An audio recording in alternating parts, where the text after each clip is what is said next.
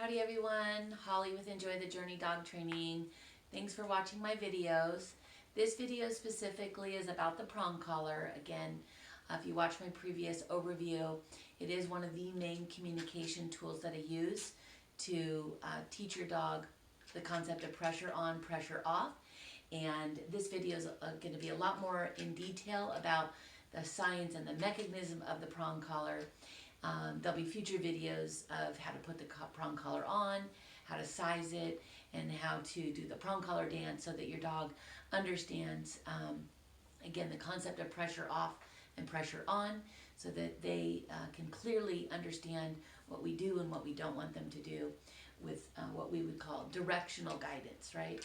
Because the prong collar is going to be hooked to our number one tool, the leash, and it gives us the ability to, again, effectively communicate what we want them to do, what we don't want them to do, which way we want them to go, and it speaks such smooth and efficiently to them. It's almost instinctual for them to understand, again, the concept of pressure on and pressure off. Please, as always, comment, ask questions, email me. Let me know if you have any concerns or previous misunderstandings about the prong collar.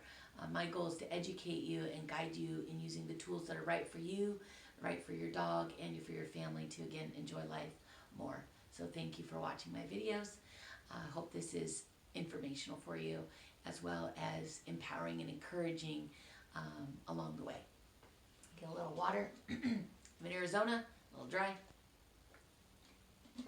even in the winter. So a prong collar, again, that I recommend is the Springer prong collar, and this is made in Germany. Springer. I can get that picture for you. Make sure if you're ordering them from Amazon that they are an official Springer prong collar. I have an example of a non-Springer, and you'll see quite obviously the differences. The Springer is also referred to sometimes as a pinch collar. That's a misconception. It does not pinch your dog. It cannot pinch your dog. I'll explain why they call it that maybe in a minute. It's also a training collar. In my opinion, though, this is not just for training. If you want to be able to communicate with your dog at all times, then we should wear it all times. Just like we'd wear a seatbelt, ideally in the car, at all times. Just like ideally, again, you're going to use a pot holder when you're touching something hot, or you're going to have pictures and words when you're teaching your kids the ABCs. You want to effectively communicate with your dog, then use your tools, use your resources. The Springer prong collar has a couple of components here. We'll go through those real quick. Starting at the top, we have a swivel ring. This is what is connected. I'm going to go ahead and take this label off here. Connected to your leash. You want it to swivel because, again, like a steering wheel, right? We need to be able to give directional guidance. As in my previous video, we want to make sure we have a leash with a good, solid clasp. Sometimes I recommend to put some electrical tape around here. This is now a permanent fixture to your collar. That way you don't forget where you put the collar, and you also have a little backup in case this little spring fails. So, prong collar, swivel at the top, connects to the leash. We then have the chain. This is the part that moves, if you will. It goes loose when it's out. See if I can turn that around. Loose, tight. So if we're walking our dog and it's like this a lot, we have it too tight. We'll have to talk about that in another video, but I just want you to see the mechanism itself. Okay? So this is going to be tight. That might be pressure on, right? We're communicating, no, that's not what we want. Again, it's a whisper of communication to your dog. And then when it's loose, there's no pressure, that's pressure off. And that is, again, going to communicate, yes, that's what we want. So pressure on is a no, pressure off is a yes. We'll talk about this in future videos, but I just wanted you to see the mechanism itself. A real Herm Springer also is going to have a good solid dead ring or blank circle here. One thing about the chain is it's very smooth. You'll notice when you run your fingers over it that it really glides, and that's important because we want this communication again to be very effective. You notice it goes through these little plates. Again, one way you can tell if you have a true Herm Springer is by these plates. This is very important as well. Okay, I refer to this ring as the dead ring. This is a ring that we don't connect our leash to, but we might connect a carabiner, we might connect a second leash, anything that gives us a little backup safety. It's just another way to have communication. Okay, but for the most part, we don't connect anything to that. Prongs, you can see the shape. I like to point out that these all go in a certain direction for a reason. Evolution of the choke chain, which I do not use in my program, although I do use slip leads, which have a similar concept. I don't use metal choke chains. If you have questions about why, ask me. The prong collar, though, you have what I call feet. Hopefully you can see this good. But these are the feet. And these are, think of it like little caterpillar legs, if you will, touching evenly around the entire neck of the dog. I just realized one thing I did forget in my overview video is a flat buckle collar. Flat buckle collar is just a regular collar that you put the name tag on, you put your county licensing tags on, put maybe a little bling bling on there. I do not train with those because they create uneven pressure, and that pressure is pushed right directly against the trachea, and it can cause tracheal damage, so we don't use them. Prong collar, even pressure all the way around the neck, does not do that. Again, like a caterpillar's little feet, it just gently goes around the dog's neck and touches them. Very, very magical in some ways, some people say. Again, there's some science to that, but there's a reason they all go in the same direction. That's one thing you'll notice. I'll just go and put this up. One of the non-Herm Springer collars, can you see the difference? They all go cattywampus directions. We're not going to get even pressure. We're going to get inefficient communication. This is all you can get. I guess it's better than nothing. You'll notice that it does not have the buckle. It also has, I don't know why, but this giant swivel at the top. This is just one of many. I think I got it at Petco. We want the real Herm Springer to be well machined, well made, to give us efficient communication. As we go down the prong collar, and we'll talk about how we size it and how it comes apart in a moment, is we also have this middle plate. Now ideally we want the middle plate up under their neck. It can move just like a ponytail holder. This entire collar can rotate through their neck, not easily. When we talk about, and I show you how you put it on and you fit it, we'll talk about how snug and fit it needs to be. But this plate also helps, again, to make sure that we have efficient communication all around the neck. Okay, the buckle that I showed in my previous video, Katie's buckle, if you're going to adapt your prong collar, replaces that flat piece. Again, so we still have the proper setup, okay, and we have the most efficient, even pressure around the collar of the dog's neck. Okay, all right. Take a breath here for a second. Prong collar, again, sometimes incorrectly referred to as a pinch collar. It does not pinch the dog. You'd really, really have to try very hard to cause any kind of physical damage. Can it be misused? Absolutely. Could some jerk tie their dog up on a lead outside and leave this connected 24/7 and harm be caused? Yes. Well, that's because the jerk used the collar incorrectly, right?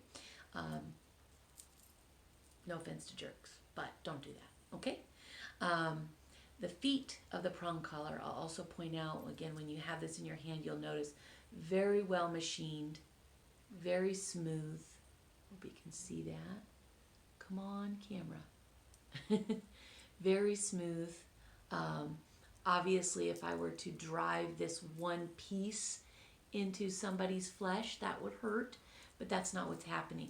Again, we're going to use science and mechanics and engineering, thank God for all of them, to create even pressure, right?